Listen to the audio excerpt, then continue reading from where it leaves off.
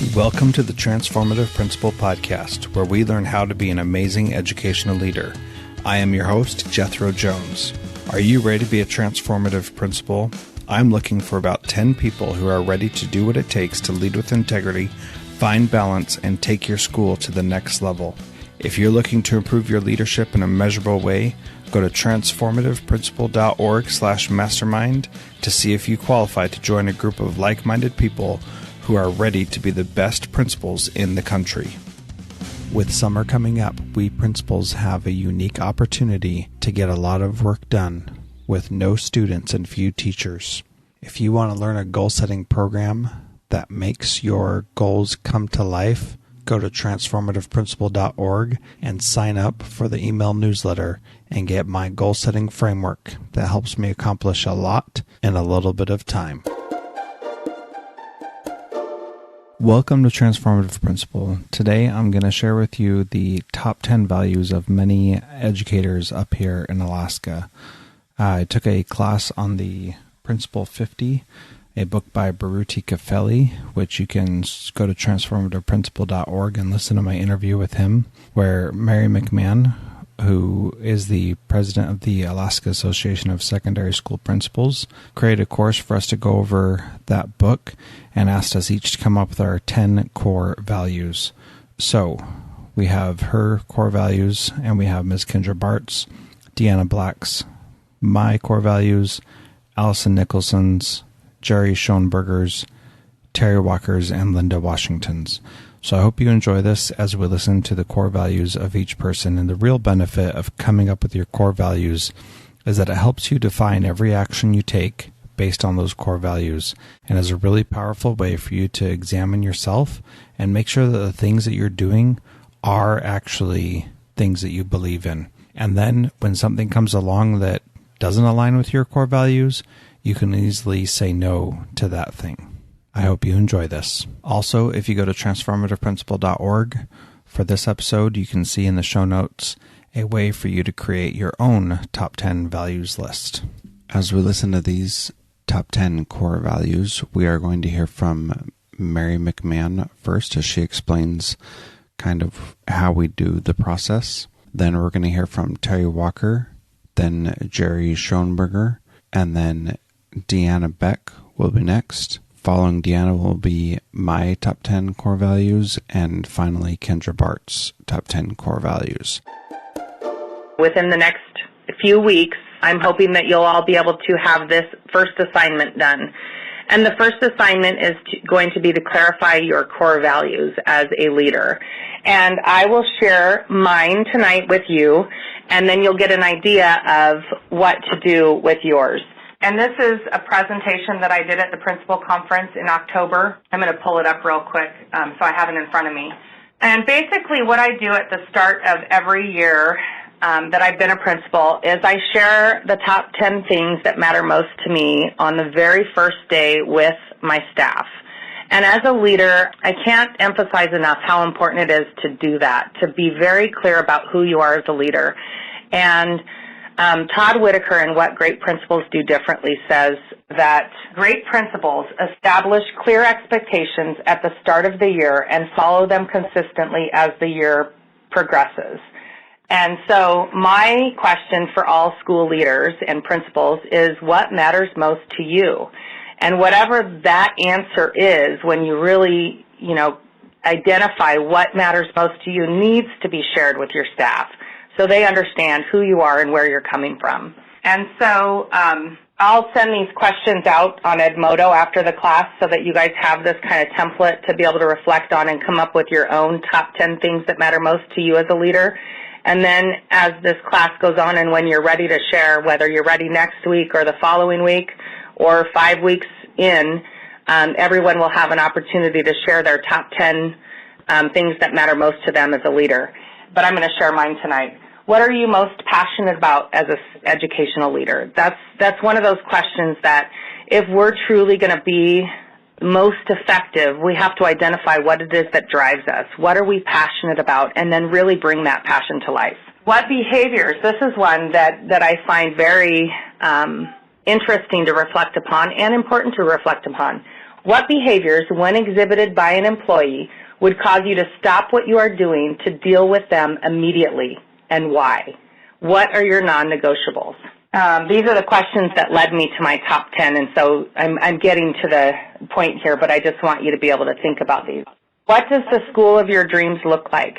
Are you currently leading the school of your dreams? What does the school of your dreams look like? And what are the behaviors of the staff? What matters most to you when it comes to educating our children? And why did you choose this profession? Why did you choose to become a principal or educational leader? I ask principals this quite regularly because sometimes I run into principals who are feeling like their leadership doesn't matter, or they feel bogged down with all the paperwork or mandates or new testing, new evaluation, and they've forgotten why they have chosen this profession to begin with, and quite frankly have forgotten how important they are to the school environment that they're in, the entire school community. I always say, so goes the leadership, so goes the school, and that's pretty much how it goes. So then I ask in this assignment, write down a couple of your leadership values and what matters most to you. And here's my top 10 list. Number one, and here's what I do with this list every year, is I reflect on it to see if it currently matches who I am, because we're growing and changing all the time as human beings and as leaders on a personal and professional level.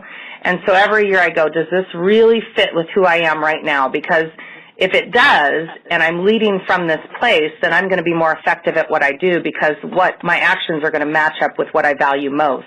And so number one, I share this with staff on the first day, because first seen or heard is best remembered, and I want staff to know exactly where I come from as their school leader, new and returning staff.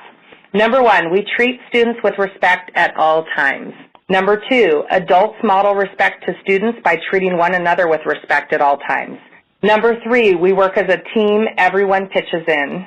And I'm very much about the team, that we have to work together and figure out how we're going to provide the best service possible to our students in working together with a common goal, a common mission, and articulate and clearly understand who we are and what our brand is. And that's part of this book we're going to be talking about, which is exciting.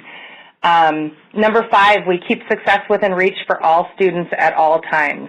Number six, we are here each day to make good things happen for young people. Number seven, when we don't know what to do, we ask for support, and we are supported in taking risks to reach the hard-to-reach kids. I tell staff that we have the power every single day to change lives, and we can't waste that. We can't waste a day. I mean, every single day could be that day that we say the right words, we do the right thing to a student in a way that changes their life. And so we have to realize how incredibly important the work we do is and capitalize on that every single day. Number eight, we are positive and solution-centered, and we have fun together. 9, we celebrate one another. We point positive on our colleagues and our school. I used to worry about, sometimes we'd be at a staff meeting and I would point out something positive that someone on the staff did, and I would worry about, you know, not that I worry too much about what people think, but I thought, ooh, if I point this out, is someone else going to be offended that I missed them for some other positive thing they did? I can't get it all. And I just told our staff, I said, it's so important that we be positive on one another and we celebrate one another's success, that we are going to do it as much as possible, and that's unhealthy thinking for me to think, oh, I can't do it for this person because someone might be offended. So we have to get away from that unhealthy thinking and really focus on all the good that we do for kids. And we're going to help each other, because if I don't see it, you're going to see it, and we're going to take the time to really celebrate the work that we do, because we're working hard. And number 10, we engage our school community in positive ways. One of the things that we've done here that we've sort of been a lighthouse for is we've done, for 8 years now, we've done regular instructional tours where we have teachers and myself go into classrooms together to analyze and look for evidence of great teaching, and then talk about that when we leave and share that information with our staff and with the person that we observed. And we've gotten to a point where we have such a safe and trusting environment here that we've been able to invite school board members into the classrooms with us, invite other leadership teams from other schools, and private sector, private business members from our community to see truly what's happening in schools so that we can change the the perception of public education. That if we have key community members coming into our classrooms and seeing that what we do is at such a high level, that they will then be more vested and supportive of what's happening in our schools when it comes to, these big decisions that are happening right now in our state with funding. Is education a priority? Well, as long as what we're doing in schools is what is best for kids and the growth of our communities, then yes, it's going to be something that's a priority for everyone. So we're really looking at changing public perception by bringing the community in. So those are my top 10. I will share on the site right after class the worksheet that it's just a one-page, questions, and then for you to come up with your own top 10. And then when you're ready to share, I'll just give everyone an opportunity each week to say who's ready to share their top 10 list with us and explain why it's their top 10 list. And then we'll take about 10 to 15 minutes per person to share that top 10 when everyone's ready. In the meantime, I'm going to post the first 5 questions on Edmodo, and I just want you to hit reply and answer them before the next class on Monday of next week. Okay, so with that, I think I covered everything, and I want to give everyone, I'm going to do just kind of a round check-in for everyone before we close the class for tonight. Actually, I rushed in here after our meeting, and I did type the top 10 list for me, so I'm not perfect. So you can just copy it and paste it or post it on Edmodo. That's what I did, was typed it right into Edmodo. Oh, good. I didn't look yet. Okay, awesome. So I didn't really have a particular order. I think that would have took me a lot more time to, it's really hard for me to say what order they would be in, because I stress out a lot of these on a daily basis, if not weekly basis. The first one is that every student has the right to learn. And I stress this mostly with other students who are disrupting the learning process in the school, in a classroom, causing a hard time for the teacher. And I tell them, when I pull them out of class, I let them know that if you're disrupting learning, then and taking up the teacher's time, then that's taking away the learning from other students, and you're taking away their right that they have to learn, and also your right to learn, and so I stress that with kids, like I said. Anytime you have questions, feel free to jump in, and that every student has the right to feel safe. Again, this is a big thing for me with the safety issue, that they should know that when they come to school that they're going to be safe, physically, emotionally, socially, in all areas. And I guess what goes along with that is the next one, to ensure the environment is a happy one, so that that the students are greeted. Staff members are out in the hall greeting students as they come through the door. I'm in the cafeteria in the morning, saying good morning to everyone that I can. Making personal conversations with students. And then as they're going down to class, I have a school of about 190 students, pre-K through 12th grade, 2 halls. One is a 7th through 12th grade hallway, and the other one's the elementary hallway. But I'm down the hallway as the students are walking to class, and I don't sing to them every morning, but I do sing my morning message at least once a week, twice a week sometimes. I'm not sure if I shared it with you. The good morning, good morning, good morning is such a beautiful day. And their response to me is supposed to be for learning. And then I'll say, I didn't hear you, and I'll sing it to them again, and they need to yell out, for learning. You know, it's a good day for learning. So that's the expectation today. And I will go classroom to classroom and reinforce that. But, you know, it's try to be happy and try to make the kids feel safe here. I can just see your dimple. I've seen you so many times before, but as you're talking and singing that song, I can just see your cute dimples, you know, as the kids are just lighting up as you start their day. I love it. I love that you sing to them because there's that instant happiness that is, you know, comes from music like that. Yeah, everybody loves to sing, so I mean, not everybody loves to sing, but they like to at least hear it, so yeah. Well, thank you. And that, you know, everyone is treated with respect. You know, it's got to be a two-way street. If you expect respect, then you need to be respectful. And, you know, the adults in the building know that. You know, it's more of a message, you know, for kids. And that the 5 is the expectation for hard work and perseverance. And 6, more for staff, is that everything we do, it's what's best for kids. Is it best for kids? When we start making decisions for what needs to happen, you know, that's a question that's thrown out. Well, is it best for kids on a whole for most of them? And as I walk around, are the students challenged and engaged in learning? Or, you know, are they sitting up in their learning positions? Are they following along with the teacher? Are they doing what they're supposed to do? What is the teacher doing to engage them? I watch out for things like that. And for the middle high school really has a different atmosphere than the younger kids. So I talk a lot in those classes. I go from class to class, and I have 5 of them every morning.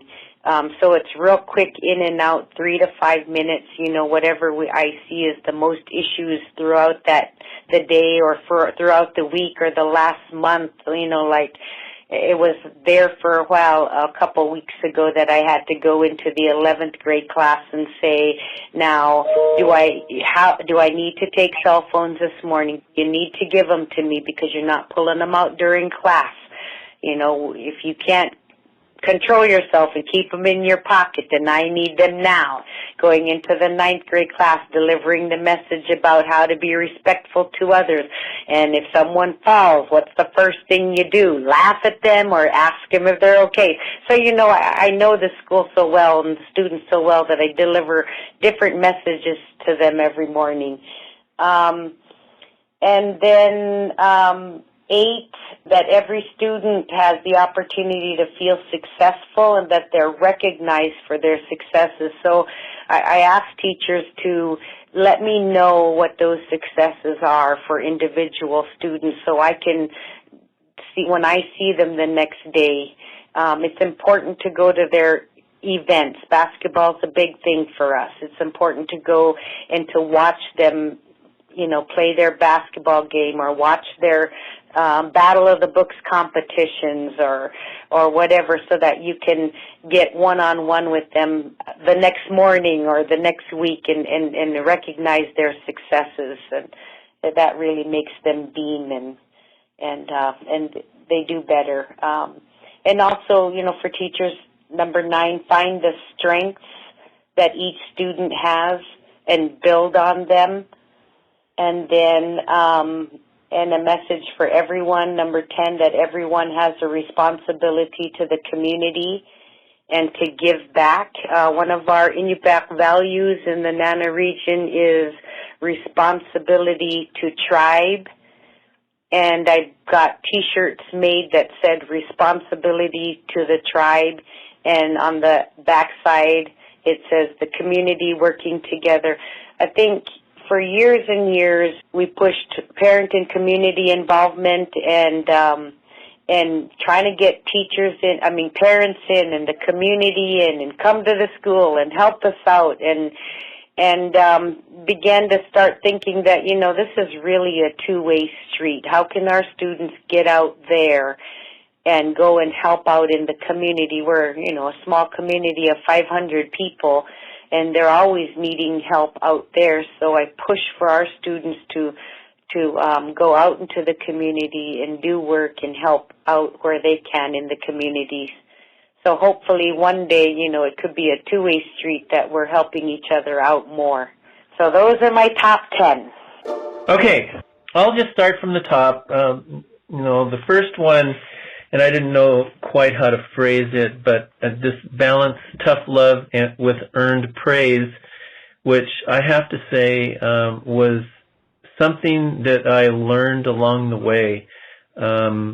It was kind of like lessons learned as you become a principal and realize that maybe things aren't going quite as well as you had hoped they would be.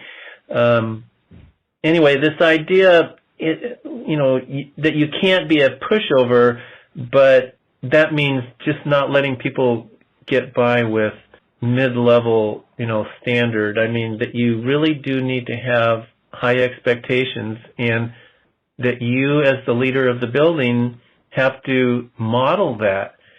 So part of that modeling, by having high expectations, you're going to have to probably intervene sometimes and talk to people, have serious conversations about them not having, that they need to set the bar higher, and that you expect more from them, and that this may cause hurt feelings, but in the end, they appreciate it. And that was another thing that I learned, is that people, staff appreciate somebody who does have high expectations, and it expects the most from every one of their staff. If they don't see that in you, then they're not going to perform at their highest level either. So that was one, and like I said, that was something that I learned along the way fairly early, but nevertheless. The second one, being fair and consistent. And as you know, as a building principal, you have zillions of decisions that you have to make all the time, and that there's a lot of actually gray area, and that's what I try and teach my students in my program, is that there's no handbook for being a principal. And a lot of times my students will want, well, what are we supposed to do next? Well, I say figure it out, because you're going to have to make those decisions. So no two cases are ever exactly the same, but if you're not fair and consistent, your staff and your students through the discipline program will see that. It'll be a very evident. So I just think you need to be very mindful of that and be very transparent in how you make decisions and why you make decisions. Being an excellent listener, the words, when we started up with the tribes program at Riverbend, we had these 4 agreements, and one was just 2 words: attentive listening. And being an effective listener is not something that you just tell people to do. It's something that you have to practice. So we did a lot of classroom lessons around what it means to be attentive listeners with your eyes and your ears and with your heart. And so I just think it's really important. And I think all principals know sometimes you're there when somebody has to vent, and you're there to be a good listener. And anyway, that's a very important value, I think. Being a visionary may seem, there's a lot tied up in that, and I wasn't quite sure how to express that. But in terms of the program that I work with, one of the standards that we work with is that every building level candidate needs to be able to create articulate and implement a shared vision in their buildings. And that vision is also tied to school improvement goals, which is a hard thing for me. I have a lot of students, and they say, "Well, we don't need a school improvement plan." And I said, "Well, that's not what I'm talking about. I mean, I'm talking about being able to assess the needs in your building and then being able to set goals based on those needs." And that also has to do with your overall vision of what it is that you want to accomplish as a building leader. I don't care how good your school is, there's always room for improvement, and I think that's just an attitude that you need to have. It's not, you can't sit on your laurels. Oh, we've reached, what we want to do, and now we can just, sit back. I don't think so. You just need to constantly have an eye for improvement. And leading by example, I actually had this symbol up in my office. It was a picture of a peace symbol on John Lennon's grave site in New York, and it was it had to do with leading by example and being, believing what you think is the right thing to do. And as a principal, you're held up in the highest esteem, and you may not know that, but you are. And that was something I actually learned later on too, is that, people don't necessarily say anything, but they watch you, they watch how you talk to people, they watch how you interact, they watch how you lead. And the example I gave about being there in the afternoon when a teacher comes in, it's just one small example. But anyway, I think it's part of that modeling thing, and it's very important. The next two are ones that are not they're not for me, my original thinking. The first one is love your employees, and I came across these actually from a book that I actually use in one of my classes. It's called The 6 Secrets of Change by Michael Fullen. What the best leaders do to help their organizations survive and thrive. And this one by loving your employees, it can seem kind of contradictory because supposedly the most important thing in our organizations, in our buildings, is for us to be pro-achievement for kids. And what he's saying is that, and I made a note to myself here because it's, I think it's really important. Anyway, he gave some examples of leaders, and they were superintendents actually, that made big changes for the purpose of improving student achievement. But those changes actually impacted staff in a negative way. And so whatever you do as a building leader, I think your employees, which in the world of business would be your clients or your customers, have to be right at the top in your considerations, along with student achievement is important, but if you do something, that's going to cause a lot of grief on your staff, and you just have to keep that in mind, that your teachers are your most important assets in your buildings, and you have to just keep that in the forefront of your mind all the time. So anyway, that's love your employees. Connecting peers with purpose. This is a second one of his 6 secrets of change, and he has this philosophy in the book. He talks about loose, tight leadership dilemmas. So in other words, how does an organization balance tight policies and procedures, which could be leadership at the top, with loose, less structured interactions to nurture creativity and spontaneity? So I think this is, you reminded me of what you were talking about, Mary, with the class and how important last week's class was, and I'm sorry I wasn't able to be here, but having that purposeful interaction with peers gives value to the whole organization.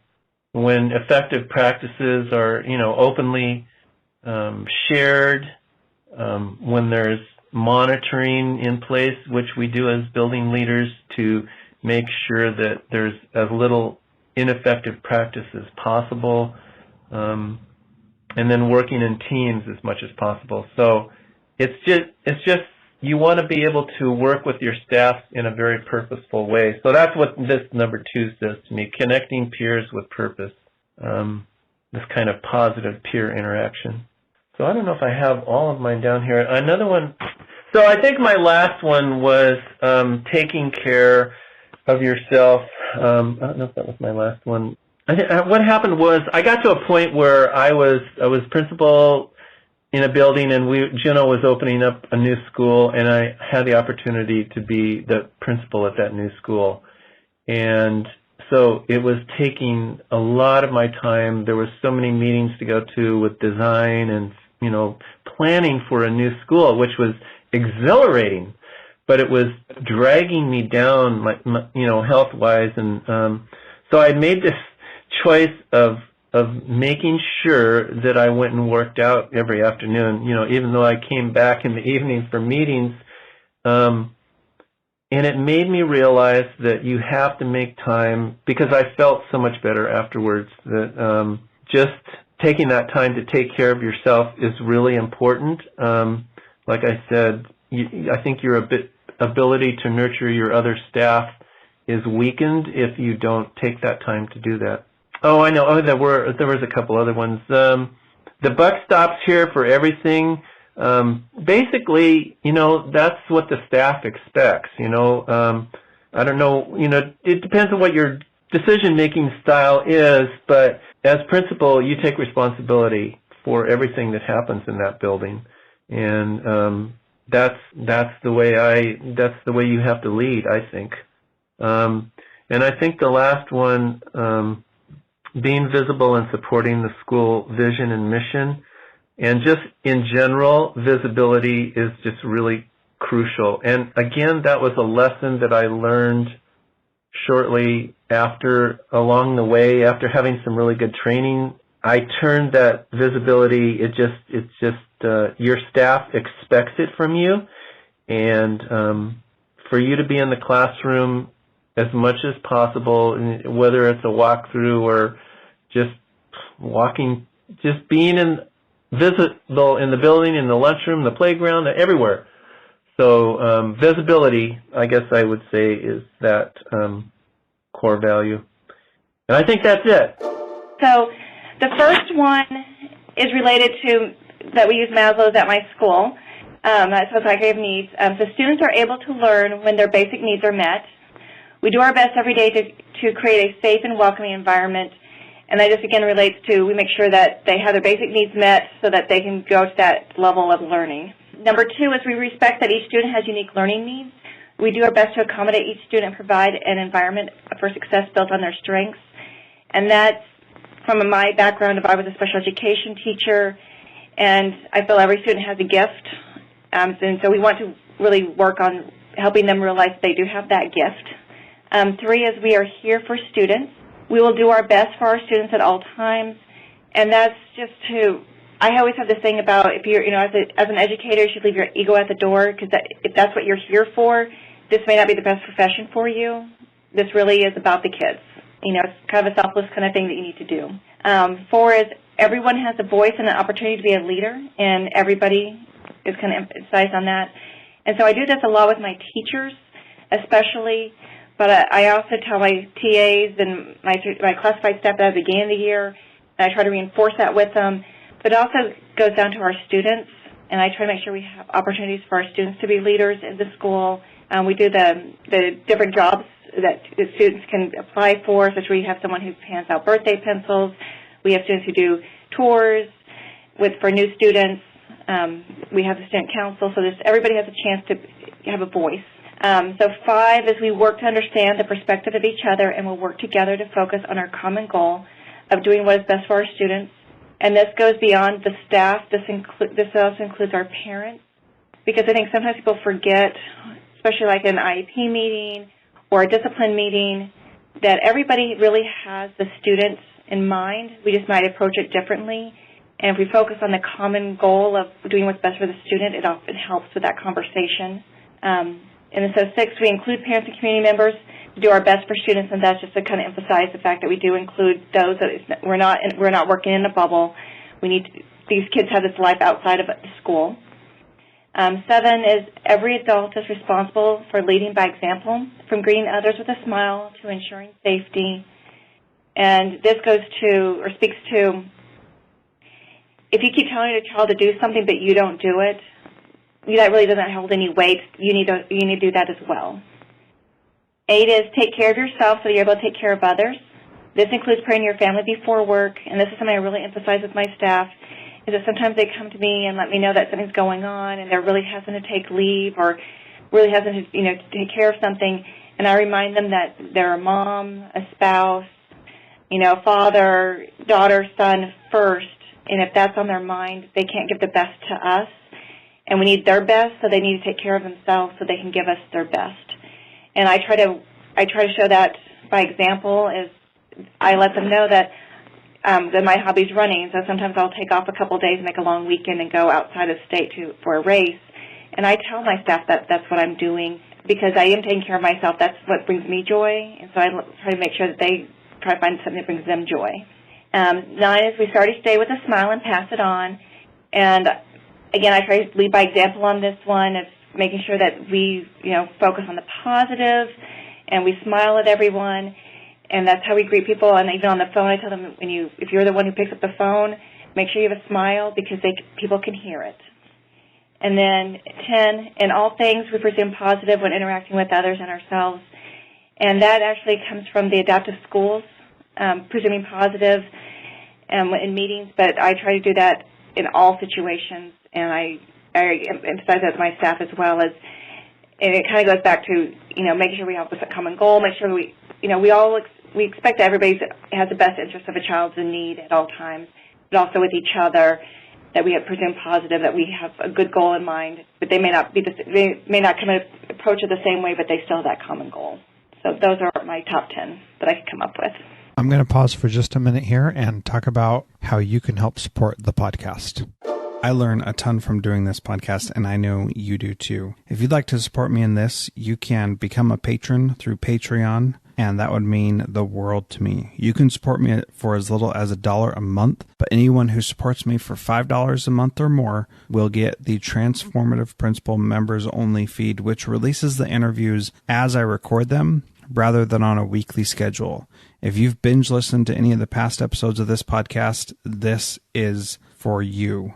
And I know you're going to love it. So you're going to learn as quickly as I learn. And I thank you for supporting me. To become a patron, just go to transformativeprincipal.org. And on the right-hand side, there'll be a little button that says Become a Patron. You can click on that and support me. Thank you so much for your support. All right. So number 1, every student has the right to learn, and for me, what that really means is no matter who the kid is, they have a right to be there, they have a right to be in the class and learning, and if we can't find a way to make that happen for them, that's our problem way more than it is their problem, so we need to make sure that we're doing that. So that applies to 2 different things in my mind. Number 1, that applies to a student with disabilities who is really struggling with something or just isn't very good at doing the work. We need to accommodate and help them be successful. The other way that applies is if we have a teacher who has a problem with a student and just wants to send that student out of class, we don't send students out of class as a normal thing. And so If a kid's not prepared, we help them be prepared. If a kid doesn't know what they're doing, we help them know what they're doing. If a kid's misbehaving in class, we keep them in class and find ways to support them while they're in there. And so that's my first one. Every student has a right to learn. The other thing I want to say about that is when I came to my school, we had a position that was called the in-school suspension aide, and I came from a place where we needed an in-school suspension aide, and when I looked at the data here about student discipline, I realized there's no way we need that much support here at our school because we just don't have those kinds of needs. And so I got rid of that position, and at first that was a pretty difficult thing, and people didn't really like that, but then we were able to pull through and figure some ways out to make that work, and that definitely helped. So every student has the right to learn, and that is really important. Number two, every student and teacher has the right to feel safe. And for me as a teacher, what happened was my first year teaching, I had this Native American student in my class, and he was much bigger than I was and much more experienced in the way of the world. And by that I mean I'm sure that he had been in a few fights because he shared his difficult life at home with me. And he waited in my classroom one day after school to beat me up, and was thankfully able to talk myself out of that situation. But I went down to the principal's office afterward and was like, brand new first year teacher, all wide-eyed and excited, and all of a sudden this kid was ready to fight me, and he definitely would have beat me up. And I told the principal, and she said, well, that's not appropriate, and I have never seen that kid since. And that totally contradicts my first point of every student has the right to learn, and we should keep kids in class as much as possible.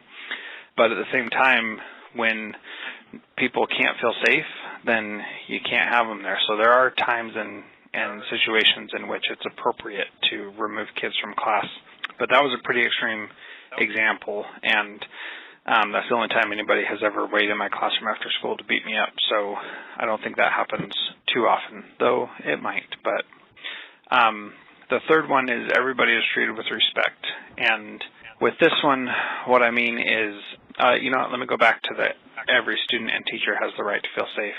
One of the things that I do that I think I may have talked about before is I have these communication cards on my door that talk about, they're basically conversation starters, and people come and pull the card off and they give it to me, and that's how they start a difficult conversation, like talking about money or crises in their personal life or anything like that. And it's a way to help people feel safe having hard conversations, and I've seen some really awesome things happen because of that. And one of those things is teachers coming in and being in a difficult situation and being able to actually talk about it instead of just holding it in. So I've had numerous times where teachers have thought that I was saying or doing something that I really wasn't, and they came and pulled a card and said, this is what I think is going on. I was able to clarify it and say, well, that's not actually what was happening, and this is how it really is. And I was able to give them some feedback on that and make sure that we were able to communicate effectively. So lots of little things that we do contribute to people feeling safe or feeling unsafe. The third one is everyone is treated with respect. And for me, what that means is that we need to treat everyone with respect and make sure that no matter who they are or what they've done or what their past is, they deserve to be treated appropriately and treated as though someone cares about them, because truly someone does care about them. And this is a place where I bring my faith into this, and we have a song that the kids sing at church that's called I Am a Child of God, and every kid can sing that, and we believe that every kid is a child of God. And to me, that's how I don't judge and don't hold grudges against people, because I know that they, just like me, are a child of God, and that means something to me and is an important thing for me to remember when I'm dealing with people, because they're struggling through life just like I am, and nobody tries to be a jerk. Nobody tries to be an awful person, and sometimes it comes across that way. And when I remember that they are a child of God, then it helps me recognize where they're at and what they need. Number 4 is we work hard, we play hard, and this one basically means I am, as much as I can be, 100% focused while I'm at work, on work, and when I am not at work, then I try not to focus on work and try to have some balance. One of the other parts of this is it's okay to have fun, and it's okay to use work time to have fun and to have a good time, good relationship with people, and to do things that are enjoyable. So it's okay to have a Zumba class after school on one day a week or something, or it's okay to, at my last school we had a bunch of backpacks donated to the school, and one of the teachers got in the boxes and waited for people to walk by going to this assembly, and the boxes were all stacked in the hall because there's no place else to put them. And as people walked by, he would jump out of the box and surprise them, and it was like a box stacked floor to ceiling, and he'd come out and scare people, and lots of fun. And we got together and recorded it and set it up so that we had certain people walking by, and just kept on doing it because it was right around the corner, so people behind didn't see it, and it was just a lot of fun and a great bonding opportunity for our team. So that's number 4, we work hard, we play hard. Number 5 is we articulate why what we're doing is best for kids. And a lot of times we say, well, it's best for kids, and just kind of leave it at that. And we really need to be able to say why it's best for kids. And if we can't say why it's best for kids, then there's a pretty good chance we shouldn't be doing it until we can say why. And because I feel like it, and because I think it is, I don't think are good enough reasons. I think we need to have a better option, or better explanation in place. And if we can't, then we need to go back to the drawing board, and we need to figure out what makes it a better solution. So it's not good enough to just say it's best for kids. The next one is open communication solves all problems. And this is one where it's so easy to get lost in the silly stuff that goes on and the things that are not really that important. And it's easy to get caught up in those things and not have them be as insignificant as they truly are. And we often give more credence to these problems that we essentially make up in our own minds. And when we actually stop and talk about that, then we can have some really awesome experiences of shedding those barriers that we have in place, those things that we do to try to make us look or feel or sound better. And we can get away from that and have a much better approach to life if we can openly communicate about those things. So sometimes that's really hard to do because you have to say difficult things to people, and that's tough. And you got to do it though, and you got to be able to have those hard conversations and be blunt and say how things are sometimes. And most people don't really like doing that. And those conversations aren't easy, and they typically aren't fun, but the reward is so big when you do openly communicate that it's definitely worth it to make the effort to make sure that that happens. Number 7 is we accept everyone. And I think I shared this last week, but had a conversation and somebody said, is it really worth it to provide all these extra services for a severely disabled child? And it absolutely is. And we need to make sure that we are accepting of everyone. And if we can't do that, we're in the wrong business. And so anybody who walks through our doors, for as long as they're here, they need to be accepted. They need to be felt, need to be made to feel like they can be comfortable here. And, it doesn't matter what is going on in their life, what issues they have. This is a place where everybody is accepted. And number 8 really ties in with that, but I think it takes it to another level. Number 7 was we accept everyone, and number 8 is we love everyone. And to me, what that looks like is accepting everyone means, yes, you can come and be part of this. Loving everyone means that you actually care about that person as a human being. You care about their success and their failure, and you treat them with respect, you honor them, you care for them, and you go out of your way to serve them because you love them. And going back to my faith thing, I know they're all my brothers and sisters, and so it's easy to love them. And not going in a faith-based way, you love everybody because of the potential that they have inside them. And if you can do that, it's going to make your school better, and I think that Mary is a very good example of that because we've seen many times how she shares her love for others, and, you know, no matter who you are, you feel like you're special around her, and that's a good example of the kind of love that I'm talking about. Aww. So number 9 is one of my big ones, and it's called storylines. And I learned this strategy a couple of years ago of identifying what storylines are, and I want to tell you, it has changed my life in very powerful ways. I'm sure that you've all had that experience where somebody's walking by, or you look at your boss, and they give you that look, you know, the look where you know that you've done something wrong. You don't want to have to deal with it because you know they're pissed off and you've really messed up this time.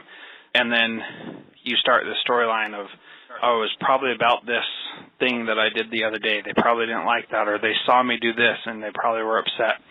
And we do that all the time, way too often, and we think that people, especially those in leadership positions over us, are upset about something or are bothered by something.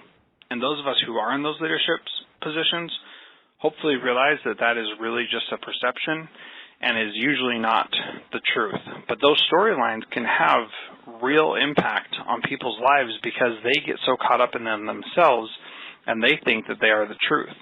So what the storyline allows you to do is when you say to someone, hey, I have a storyline, that essentially gives you permission to say whatever you want because it's your storyline. And they can either confirm that it's true or say that it's not true. And if they confirm that it's true, which is rarely the case, then at least you know that it's true at that point. And if they confirm that it's not true, then you know you don't have to worry about that anymore. And so I make it a point with my staff. One of those cards that's on my door is the storyline card. And when people come and talk to me, they can use the storyline card, and that means that they can, like I said, pretty much say whatever they want. They can tell me how they're feeling. They can tell me how they think I'm feeling, and then I get to tell them what's really going on. And what's so exciting about that is that I get to say, oh, you know what? You were thinking that I was bothered that you were, you know, talking to somebody during staff meeting and I gave you that look. I didn't give you that look at all. I don't know what you're talking about. I didn't mind that you were talking to somebody, and you don't need to worry about anything. And it can be something as little as that, or it can be something as big as the way you've been acting makes me think that, you know, you don't really think that I'm doing a good job at my job, and I think I'm not going to get a contract from you, and, you know, I've started looking for other jobs because I think that, and then you can say, well, actually, no, I just haven't been spending enough time with you to give you that positive that you need and make sure you know that you are valued and welcome here. So we had an aide actually who came and talked to me and the assistant principal because he thought that he had done something wrong because we weren't talking to him every day like we were last year. And we said, no, you're so far off base, it's crazy. We aren't talking to you every day because you don't need us to, because you understand what you're doing and you know how to do your job and you're doing a great job at it. And so we don't need to think through every process with you. Every time something happens, we don't need to go through a big process. And all these student blow-ups that were happening last year aren't happening this year because you are doing so good at your job, and so you're working with students well, and you're doing a great job, and so we're not worried at all about it, and so you don't need to feel like you are not doing good things. So anyway, it's a really great thing to be able to use and to say this is what a storyline means and doesn't mean, and this is how you can use this in your life, and it's been monumental for me and has really changed how I communicate with my staff and with a lot of other people too. Because the storyline exists between you and your spouse, it exists between you and your parents, you and your kids, you and anybody else. You can have these storylines, and when you're actually able to talk about it, it's really great. So that's storylines. Definitely one of the most powerful things that I've experienced professionally on maybe my whole career, because it really does change the trajectory. And then the final one, number 10, is model appropriate work-life balance. And for me, I mentioned it a little bit before, but when I get home, I really need to be home taking care of my family and focusing on them. And when I'm here, I really need to be here taking care of my work family and focusing on them. And I get up early on Monday mornings and send my weekly newsletter out to everybody so that they have it whatever time they get here. And I usually get up at about 5, so I got up this morning. I had to get up a little bit early because I had a podcast interview at 6. So I got up and did that and sent it out to everybody. And I really want them to have that in their inbox before the week starts so that when they get here, they can read that and get an idea of what's going on the morning of. I'm working on changing my process for that so that I can do that one day after school and schedule it to go out on Monday morning at 6 a.m. so I don't have to actually get up and do it Monday morning. But so that's really the only time that I'm sending emails outside of school time. It's really the only time that I'm engaging in work kind of stuff outside of school time. I really try to put that stuff away. I leave my computer at work almost every single day. I leave my iPad at work pretty much every single day. And those little things of not being able to have that work come home with me really does do a lot to help me model that appropriate work-life balance. So that's my 10. So my top 10, and it was actually nice being the last one to go because I got to hear and see everybody else's beforehand and really kind of mold what I thought my top 10 was, kind of, bouncing off ideas of others, but really seeing yay, nay, do I agree, do I disagree? It's not really a agree or disagree, but, do I believe the same things or have the same top 10 list as others? And I think I've got a few that are a little bit different. So, number 1, respect is shown by all that enter our buildings. And this can be tough, especially when I'm not in all of my buildings. And so when I hear that kids are being disrespectful or if a parent feels like they weren't respected when they came in, I try to jump on that as quickly as possible and figure out what happened, how can we correct it, because I want everybody to know that we show respect for everyone that comes in our building. Teachers to students, students to students, students to teachers, and any community members that come in. Number 2, ask questions. I'm all about asking if you have a question. There are no stupid questions. I know sometimes people think, well, I don't want to ask that. It might sound stupid, or, I should know this by now. I shouldn't have to ask anymore. And I'm a believer in ask the question. If you don't ask the question, you may never get an answer. And so, as rural schools, we kind of pose that when we have staff meetings and different things, ask the questions, let me answer, let me find somebody who can answer. Let's work together, to solve the problems or issues that we might have.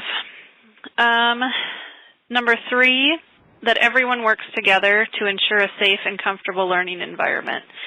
And by comfort, I just mean comfort to take challenges, to take risks, to give answers that might not be the correct answers, to feel that safety and comfort level when they're learning. And that goes for my staff as well when we have staff meetings, that we all work together and we all feel safe and comfortable and can ask those questions and can give feedback and not take it personal. Number 4, we're data-driven. And so taking the time to look at our data, it can be tricky for me doing that for 8 schools, but I like to have days where they can just dig into their data at each school to really know where their kids are, where they're going, what still needs to be worked on. So I think data is something that's, towards the top of my list.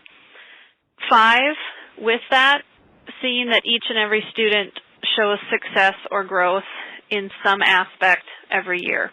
And, that could be the littlest success story to, the ones that are growing leaps and bounds. But I want everyone to be able to show success somewhere throughout the year or growth. 6, we're tech enhanced.